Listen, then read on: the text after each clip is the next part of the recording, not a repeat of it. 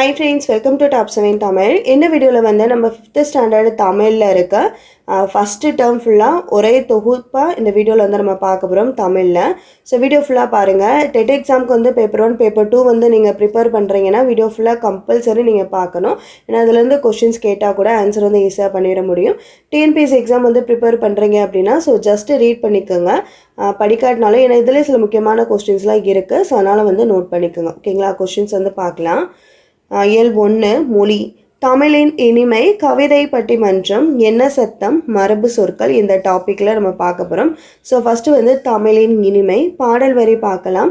கனியிட ஏறிய சுளையும் முற்றல் களையிட ஏறிய சாரும் பனிமலர் ஏறிய தேனும் காய்ச்சும் பாகிட ஏறிய சுவையும் என்ற பாடல் வரியை இயற்றியவர் யார்? ஆன்சர் புரட்சிக்கவிஞர் பாரதிதாசன். தமிழின் இனிமை என்ற பாடல் வரியை எழுதியவர் புரட்சிக்கவிஞர் பாரதிதாசன்.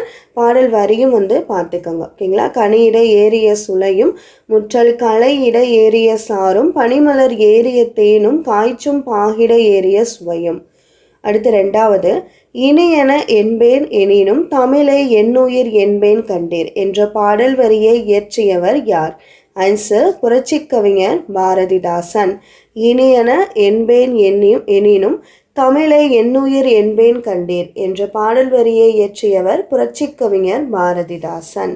சொல் பொருள். கனி அப்படின்னா பழம் என்பதை குறிக்கும். நனினா மிகுதி, களைனா கரும்பு, நல்கிய அப்படின்னா வழங்கிய என்பது பொருள். தமிழின் இனிமை என்ற கவிதை வரியை பாடியவர் யார்? ஆன்சர் புரட்சிக்கவிஞர் பாரதிதாசன். தமிழின் இனிமை என்ற கவிதை வரியை பாடியவர் புரட்சிக்கவிஞர் பாரதிதாசன். புரட்சிக்கவிஞர் பாரதிதாசன் பிறந்த இடம் வந்து புதுச்சேரி. பாரதிதாசன் யார் மீது கொண்ட பற்றின் காரணமாக கனக சுப்புரத்தினம் என்ற தனது இயற்பெயரை பாரதிதாசன் என மாற்றிக்கொண்டார்? ஆன்சர் பாரதியார் மீது கொண்ட பற்றின் காரணமாக.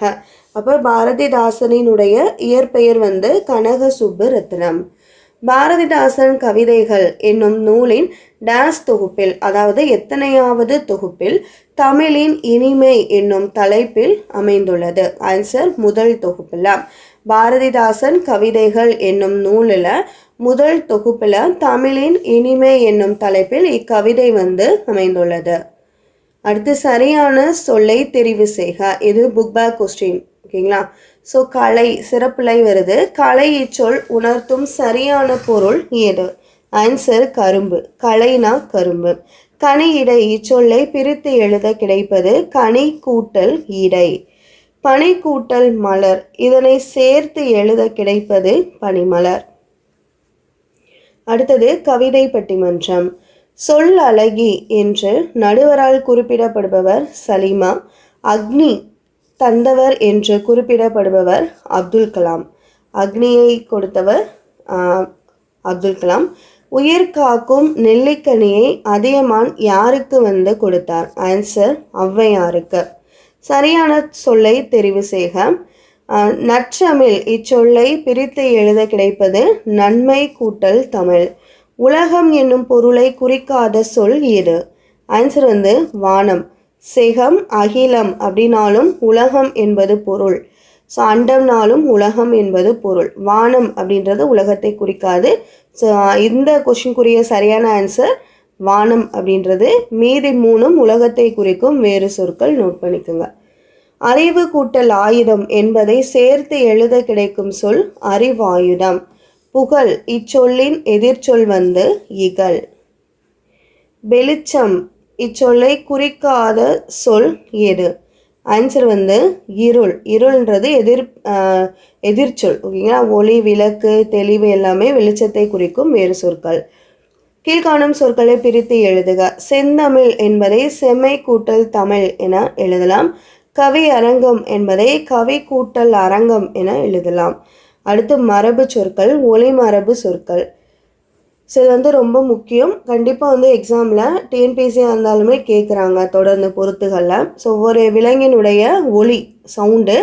குரங்கு அளப்பும், குயில் கூவும், ஆடு கத்தும், சிங்கம் கர்ஜிக்கும் முழங்கும், நாய் குரைக்கும், புலி உருமும், யானை பிளிரும் ஆந்தை அலரும் மயிலாகவும் பாம்பு சீரும். இது முக்கியமானது, நோட் பண்ணிக்கோங்க. ஸோ அடுத்தது விலங்குகளினுடைய இளமை பெயர் மரபு சொற்கள்.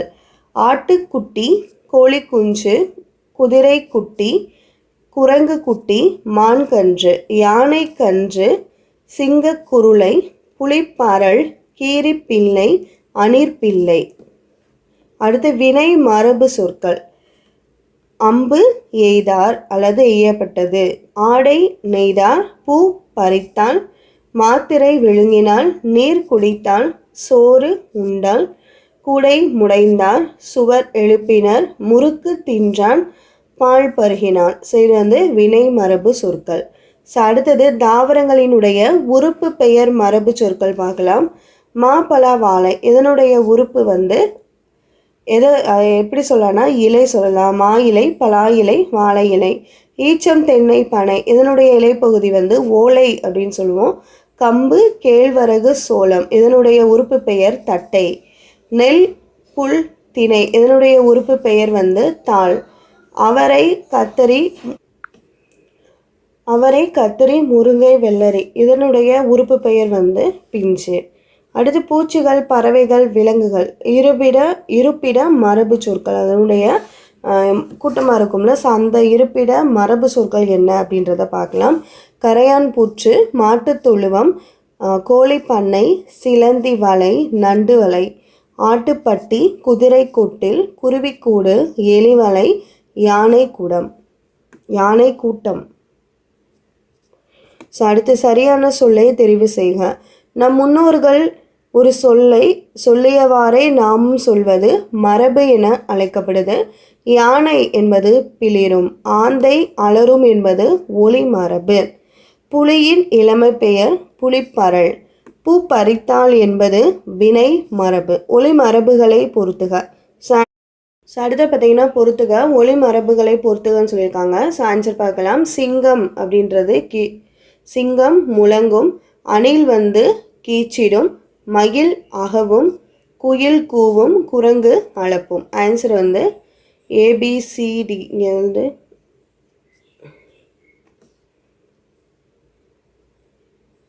குரங்கு அளப்பும், 2 மயில் அகவும்.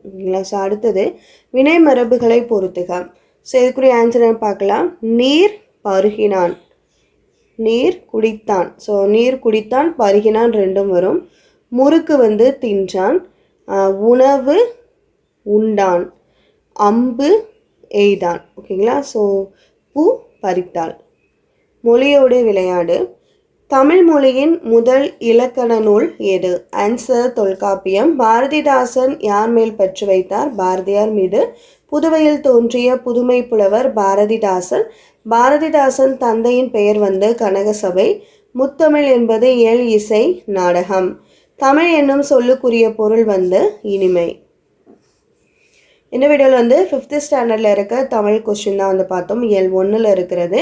ஸோ இதில் முக்கியமான பாயிண்ட்ஸ் நிறையா இருக்குது. பேப்பர் 1, பேப்பர் 2 ரெண்டுக்குமே ப்ரிப்பேர் பண்ணுறவங்க கண்டிப்பாக இந்த கொஸ்டின்ஸ்லாம் தெரிஞ்சுக்கோங்க. டிஎன்பிஎஸ்சி படிக்கிறவங்களுக்கும் சில முக்கியமான பாயிண்ட்ஸ்லாம் இதில் இருந்துச்சு, கண்டிப்பாக நோட் பண்ணியிருப்பீங்கன்னு நினைக்கிறேன். இதே மாதிரி அடுத்தடுத்த வீடியோவில் முக்கியமான பாயிண்ட்ஸ்லாம் ரெஃபர் பண்ணலாம். இந்த வீடியோ வாட்ச் பண்ணதுக்கு தேங்க்யூ.